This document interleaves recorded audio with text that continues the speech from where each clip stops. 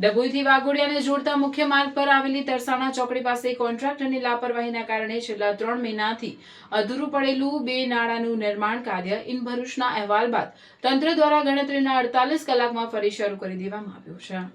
3 મહિનાથી અટવાયેલું કામ તરસાણા ચોકડી નજીક 2 નાળા બનાવવાનું કામ કોન્ટ્રાક્ટરે અધવચ્ચે છોડી દીધું હતું। આ બાબતે સ્થાનિક ગ્રામજનોને દૈનિક મુસાફરો દ્વારા તંત્રને વારંવાર રજૂઆતો કરવામાં આવી હતી, છતાં લાંબા સમય સુધી કોઈ નક્કર પગલાં લેવાયા ન હતા। ડભોઈ વાઘોડિયા માર્ગ અત્યંત વ્યસ્ત ગણાતા અહીંથી દરરોજ હજારો નોકરિયાતો, શ્રમિકો અને વિદ્યાર્થીઓ Waghodia GRDC, Parul university, hospital, વિવિધ શૈક્ષણિક સંસ્થાઓ તેમજ ઔદ્યોગિક એકમો તરફ અવરજવર કરે છે।